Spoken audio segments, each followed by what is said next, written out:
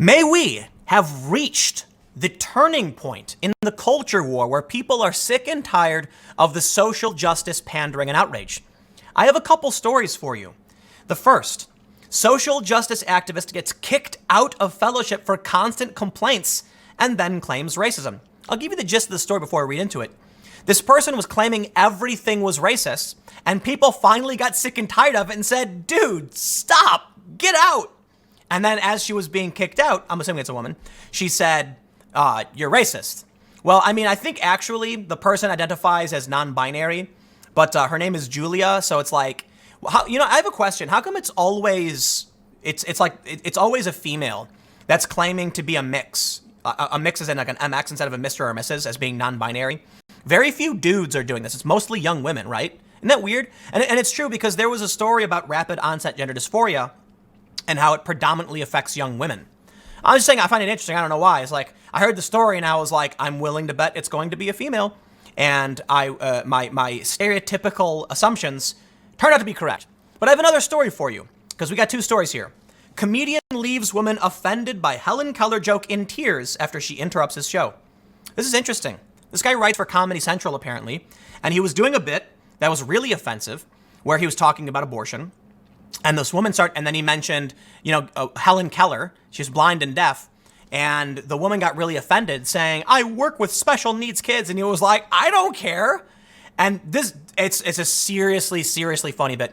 But the reason I highlight these two stories together is that they both kind of play into the same thing, that people are finally saying, get out, I don't care. This dude's in a comedy club, okay? This woman says, I'm offended by that. And he goes, you can leave then. And it's really funny because he's like, this is the first joke I'm doing. Like, it's the intro. If you're already offended, man, you cannot handle what comes next. And it's really great. This guy's hilarious. It was funny. But I see these stories. It's like when you even have your own friend, like your own fellowship, complaining and kicking you out for this social justice stuff, maybe we're coming to a point now where regular society is saying, dude, enough, shut up. We tolerated enough of this. We were nice to you, but you just wouldn't let it go. Get out. At a certain point, you say, we're not here anymore. No, stop. You're annoying, right? It's like, imagine you have a friend over and he keeps making an annoying sound or doing something and you go, yo, can you chill out? Can you stop doing that? And they go, sorry. And they start doing it again and they're like humming or something. And you're like, dude, stop humming, man. Okay, we're asking you politely. And then they start humming louder and louder and you're like, all right, get out. And they're like, this is not fair. Okay, you don't like my music. Let's read the story. A social justice activist at Cornell University was kicked out of the school's Alliance for Science Fellowship and is now calling the school racist, despite complaints from other non-white fellows regarding the students' behavior. Whoa. Daily Wire, what do you mean? What you mean to say is other white supremacists who internalize white supremacy? I don't know, because it doesn't matter if you're white, right? No matter what, even if you're a minority, you're a bigot. The student, Julia Felix, uses the pronouns they and them. Well, that's fantastic. I don't. And according to other students in the program, would constantly tie every classroom issue to social justice issues. This took time away from science and frustrated other fellows. The Alliance for Science program, as described by Cornell, is supposed to, quote, equip and empower emerging international leaders who are committed to advocating for science-based communications and access to scientific innovation in their home countries. The College Fix reported that Felix accused a visiting professor from Iowa State, of using racist and sexist terminology and of speaking loudly and walking towards them to intimidate them after they asked a question. The professor denied the accusations. Yes, because talking to someone and walking towards them is not illegal or a violation of any rule. But you see, maybe they've gone so far in their extremism, people are finally saying, now that is crazy. And it's going to topple down like dominoes, man, like a Jenga tower. The problem for Felix is that their activism and constant classroom interruptions is what truly led to their removal from the program.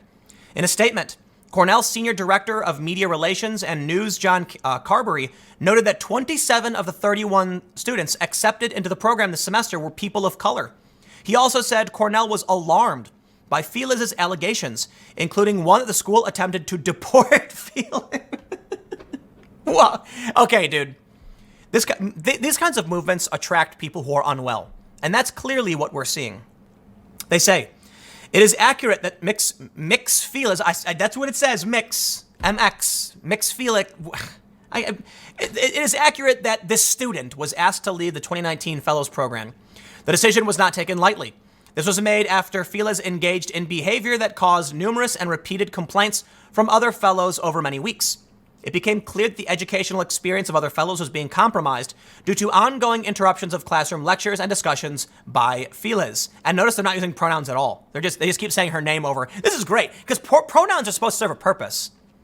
Cornell staff made many attempts to support and work with Filas, including referrals to appropriate university offices to explore Filas' allegations of discrimination in the program. However, Filas, stop saying her name. Her, she, okay? However, she chose not to take advantage of independent university support programs, instead raising her concerns within the classroom, leading to additional complaints from other fellows. Program leadership ultimately determined, with sincere regret, that she was not benefiting from the program and that her continued presence was depriving other fellows of their opportunity to benefit from their program. I want to make one thing clear, okay? This individual isn't trans. They're just demanding you use their pronouns. No, sorry, that's not what's supposed to be happening. What's supposed to be happening is that you have someone who presents to a certain degree as a female, trans person, and it makes more sense to use those pronouns, and it's respectful. In this instance, you apparently have a bully who isn't actually trans, but demands other people use a non-binary pronoun. Okay, sorry. This is ridiculous. I'm not going to say Filas 800 times. Pronouns exist for a reason. You know what? I'm just going to make a new pronoun. Bloof. I'm going to say, and there you go. That's your gender neutral pronoun. Is that okay? That's what I'm going to give to you. Because otherwise, you're making it impossible to actually talk about these things. Now I'm going to get in trouble on YouTube. Carberry added that Filas is a U.S. citizen and not subject to deportation, which is weird in the first place. According to Carberry, paid the entirety of Miss Filas' stipend, covering all housing, and purchased Bloof a ticket to return to the country where Bloof currently resides. This was not enough for Filas, who demanded an apology from Cornell. The certificate for the completion of the program, access to Cornell's campus adjudication process to report unjust discipline, sensitivity training for faculty relating to racial and gender issues, and safe spaces on campus for marginalized students, fellows, and staff hosted by other workers. Students at Cornell naturally rallied around Filas. The student assembly even passed a resolution in support of the student, even though Alliance fellows spoke out against Filas. A student from Nigeria said, the fellowship was an inappropriate forum for Filas to make comments on social justice. A student from Kenya said, Filas was an activist in sessions, and that the activism came out in every single session that we had. Filas calls these statements neo-colonialism in real time. I want to make an important point. Trans people in this country deserve human rights, and I believe everyone deserves human rights. And I absolutely will use the pronouns of the individual because, look, man, I will call you whatever you want. I got no problems. I do take issue with government enshrining law demanding you speak a certain way. That's troublesome. And more importantly, this individual is clearly just a bully who's pretending to care about social justice to force other people to do what they want. And I think it's fair to point out that this individual in the story is making all of the true trans people look really bad by appropriating that culture and that system for personal gain, and I will not respect that.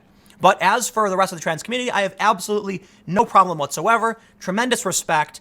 I can only imagine how difficult it may be, and I will use whatever pronoun you would like. In fact, Ben Shapiro even explained that in casual settings, he too will use those pronouns because it's easier than trying to explain everything. But in writing, he wouldn't.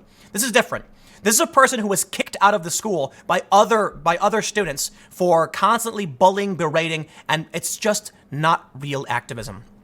But more to the point, is this finally, when we start seeing the turnaround, where regular people are saying, stop, okay? We don't want this anymore. Well, this gentleman here, Tony Hinchcliffe, is not the first comedian to tell everyone to STFU. And we've got a bunch of comedians now who are standing up and saying, I'm going to tell jokes, and ain't nothing you can do about it. When we started seeing the comedians speak up, because they're offensive, it's what they do, something interesting started to happen. Because now we're seeing other stories where people are laughing at them and saying, you're nuts. Perhaps this is the point at which we can finally start seeing the pendulum swing back to normalcy. Listen, real social justice, real equality, it all makes sense. It does. the idea that people will be treated with respect. But what they're offering up, what this woman is trying to do, is just bully people. And it makes it harder to actually advocate for respecting others. If you want to dress up in a clown costume, like a literal clown costume, and you want me to call you Bopo the Clown, I will. I don't care. Whatever, man. You can put on a fursuit and call yourself Vociferon, Herald of the Winter Mists, and I will do my best to refer to you that way because I really don't care. The problem arises when these people freak out, get angry, insult, berate, and bully and demand.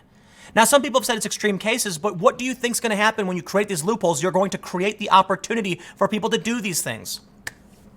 So anyway, that's it. I'm not going to read into the comedian's thing. We should definitely check it out because his bit was really funny. Anyway, stick around. I got one more segment coming up in a few minutes, and I will see you all shortly.